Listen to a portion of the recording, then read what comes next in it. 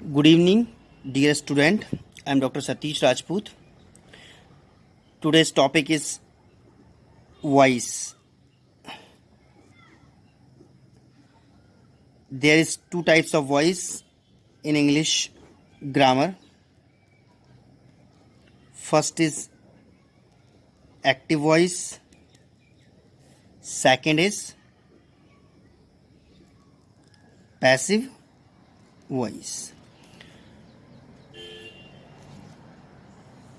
Dear student, हम English में जो भी कन्वर्सेशन करते हैं या ट्रांसलेशन करते हैं वो दो फॉर्म में करते हैं. इट मीन्स दो स्टाइल में करते हैं. एक्टिव स्टाइल इसमें एक्टिव वॉइस. पैसिव स्टाइल मतलब passive voice. It means passive voice.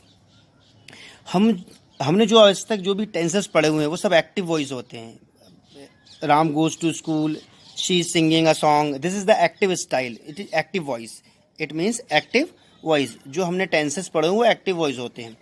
आज हमारा टॉपिक रहेगा पैसिव वॉइस. ठीक है. एक्टिव वॉइस जो हमने टेंसेस पढ़े हुए हैं, पैसिव वॉइस आज हम डिस्कस करेंगे.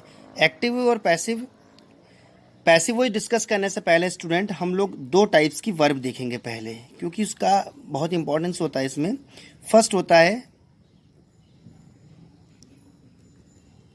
Transitive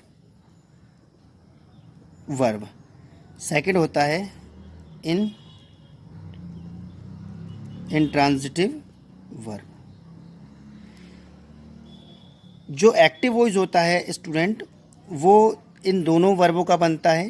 active voice, understand. और जो पैसिव वॉइस होता है वो सिर्फ ट्रांजिटिव वर्ब का बनता है. अंडरस्टैंड. अब आप लोगों का क्वेश्चन रहेगा स्टूडेंट की sir what is transitive, what is intransitive verb. ठीक है, यदि आपको पता है तो ठीक है, नहीं तो मैं आपको छोटा सा एक डिफरेंस बताता हूँ. ट्रांजिटिव वर्ब वो वर्ब होती है जो कंप्लीट होने के लिए, सेंटेंस को कंप्लीट करने के लिए ऑब्जेक्ट लेती हो. मतलब जिसके जस्ट बाद ऑब्जेक्ट आ जाए वो ट्रांजिटिव वर्ब होती है. और जिसके बाद ऑब्जेक्ट ना आए, अदर पार्ट ऑफ स्पीच या अदर फ्रेज आ जाए या क्लॉज आ जाए, कुछ भी आ जाए, इट मीन्स ऑब्जेक्ट ना आए, वो इंट्रांजिटिव वर्ब होती है. अंडरस्टैंड. ट्रांजिटिव वर्ब कंप्लीट होने के लिए ऑब्जेक्ट लेती है. मतलब जिस सेंटेंस में वर्ब के बाद ऑब्जेक्ट होता है वो ट्रांजिटिव वर्ब होती है. जिस सेंटेंस में वर्ब के बाद ऑब्जेक्ट नहीं होता है, जो ऑब्जेक्ट नहीं लेती है कंप्लीट होने के लिए, वो इंट्रांजिटिव वर्ब होती है. ठीक है. तो एक्टिव वॉइस जो होता है वो दोनों वर्ब का बनता है, बट पैसिव वॉइस सिर्फ ट्रांजिटिव वर्ब का बनता है. अंडरस्टैंड. एक सिंपल सा है कि आप वर्ब से इन दो चीज़ों से वाट और हुम से क्वेश्चन करिए. ठीक है. वाट और हुम से क्वेश्चन करिए. जो आंसर आएगा, यदि आंसर आपका, ठीक है, यदि आंसर आपका उस सेंटेंस में गिवन है तो आपकी वो वर्ब ट्रांजिटिव होती है. यदि गिवन नहीं है तो इंट्रांजिटिव होती है. अंडरस्टैंड. मैं कुछ एग्जांपल्स लिख रहा हूँ. मैं इसलिए ये ट्रांजिटिव इंट्रांजिटिव वर्ब को डिस्कस कर रहा हूँ क्योंकि पैसिव वॉइस बनाने के लिए ट्रांजिटिव वर्ब रिक्वायर्ड है. इंट्रांजिटिव वर्ब का पैसिव वॉइस नहीं बनता. अब पता कैसे करोगे एग्जाम में कि सर ये ट्रांजिटिव है या इंट्रांजिटिव. वैसे तो एग्जाम में ट्रांजिटिव वर्ब ही आता है, बट हम जनरली बात करें तो सबसे पहले मैं दो सेंटेंस लिखता हूँ. Radha sing a song. Understand. And second, Radha goes to school. ये दो सेंटेंस लिखे. इनमें सबसे पहले मेन वर्ब आइडेंटिफाई करिए. This is the main verb, this is main verb. इन दोनों मेन वर्ब से इन दो से क्वेश्चन करना है. यदि इन दोनों से क्वेश्चन करने पे सेंटेंस में आंसर मिलता है तो वो ये वर्ब ट्रांजिटिव है. अगर आंसर नहीं मिलता है तो इंट्रांजिटिव. मैं क्वेश्चन करता हूँ. वाट सिंग, क्या गाती है. आंसर है हाँ, ए सॉन्ग, गाना गाती है. इसका मतलब ये this is the transitive verb.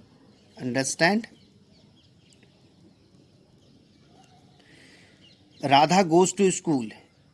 Understand. इसकी जरूरत रिक्वायरमेंट पड़ी नहीं, हमें वाट से आंसर मिल गया. अब इससे करते हैं. वाट गोज, राधा क्या जाती है. इसमें आंसर नहीं मिला. कहाँ जाती है तो मिल रहा है, पर हमें वेयर से नहीं वाट से क्वेश्चन करना है. इसका मतलब है फर्स्ट रूल अप्लाई नहीं हो रहा है. सेकंड करते हैं. हुम गोज, कौन जाता है. ठीक है, या किसको जाता है. तो हमें इसका आंसर, मतलब इन दोनों से हमें यहाँ आंसर नहीं मिला. This is the intransitive verb. Understand. हमने सबसे पहले दो टाइप के वॉइस होते हैं, active voice and passive voice. Active voice it means tenses जो हमने पढ़े वो एक्टिव वॉइस में होते हैं, और पैसिव वॉइस का मतलब होता है जो हम आज डिस्कस करेंगे। पर पैसिव वॉइस बनाने के लिए हमें ट्रांजिटिव वर्ब होना जरूरी है।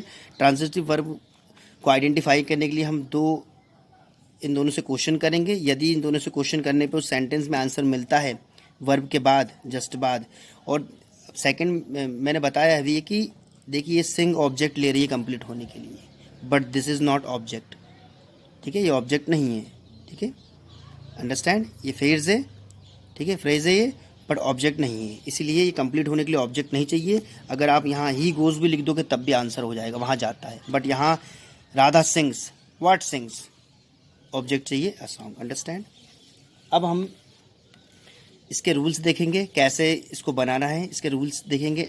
डियर स्टूडेंट, इतना आप कॉपी कर सकते हैं वीडियो को पॉज करके, ठीक है, इसको हटा रहा हूँ।